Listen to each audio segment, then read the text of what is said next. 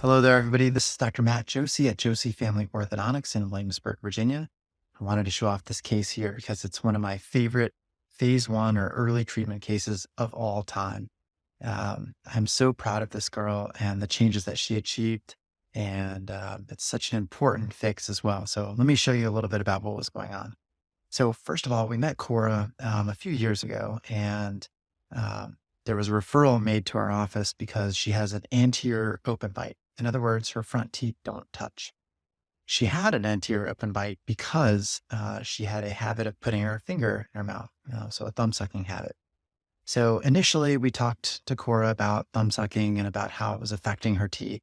But I really didn't want to initiate any treatment because if we initiated treatment and we corrected everything, it's very possible that if we didn't break the thumb habit, that she would continue to suck her thumb and we'd just lose all the progress that we made. So I always feel in these situations, like the very first thing we want to do is kind of get on the kids' level, talk to them about their thumb habit, talk to them about why they do it or why they don't do it, or maybe is there any desire to quit, and tell them about how it's affecting their bite. A lot of times, if you just give kids a reason to stop, other than, hey, don't do that, then, they start to internalize that and they'll come to quit. Other kids just need some time. It's their emotional support to suck their thumb, and you just have to give them the time to kind of mature out of that and find other ways to deal with things emotionally. So Cora first came to us with a thumb sucking habit. We talked to her about it, and we had her come back in a year. And lo and behold, she had stopped her thumb habit and was ready for treatment. And so this is how she presented to us after the thumb habit had stopped. But you can easily see that she can't bring her front teeth together at all. And so if you don't have a bite like this, you don't understand how hard it is to eat. You can't bite into pizza with the front teeth. You can only bite on it with the side of your mouth. And so you end up with like pizza marks or tomato sauce kind of all over your cheek. You can't bite into sandwiches and get the lettuce and the tomato to come with your bite because you can't bite through it with your front teeth. So you kind of have to turn to the side and get mayonnaise smeared up on your cheek and on the side of your face. So it's actually quite difficult to eat like this.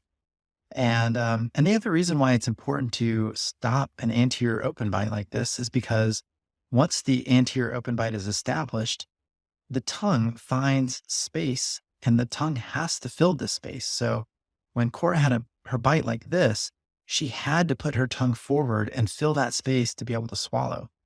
So once the anterior open bite develops, be it from a thumb habit or a tongue habit, usually the tongue will perpetuate that anterior open bite and keep it going. So the cycle has to be broken.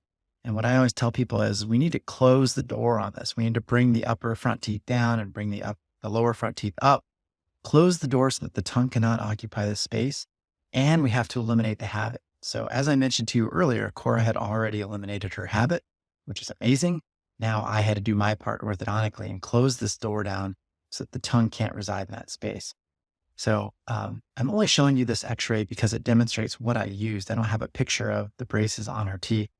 We use what we call a 2x6 appliance. So it's 2 braces in the back on each, the upper and the lower arches, and 6 braces on the front of the mouth from the 4 permanent front teeth on the top and on the bottom, and the 4 baby canine teeth that exist in her mouth. So again, 2 in the back, 6 in the front, 2 in the back, 6 in the front, both upper and lower. And those 2 in the back are used as kind of anchors to push and pull off of. And in the front, we're bringing the teeth together to bring her bite together. So here's the result. And you can kind of appreciate the overlap of the upper and the lower front teeth. And this is amazing because it gives Cora such a great functional result where she can bite into things more effectively than she ever could before. Here's the difference that it made on her smile. So what a difference in terms of that. You can see her front teeth. And just an incredible change for Cora. So here's a comparison of her bite from where we started to where we finished. This treatment took us about 1 year. And so just an incredible difference there and how she's able to bring her front teeth together. You can appreciate now there's no space for the tongue to get between those upper and lower front teeth. And when you have an increase in function like this, it's amazing how the aesthetics change as well. So we brought those upper front teeth down. Now, when she smiles, she's showing off those upper front teeth instead of just a fraction of them where she was before. And just what a beautiful smile. So Cora got an amazing functional result. She also got an amazing aesthetic result from this early treatment. And I'm just so happy for her. She was an amazing patient. And this is quite a change, especially for doing it all within about a year. So if you or anybody you know suffers from an anterior open bite, please let us know. We're happy to take care of it for them. This is one of my favorite things to fix because I too had an anterior open bite when I was a kid. So I love fixing these and I know what a difference it can make functionally in chewing food. Thanks so much for listening.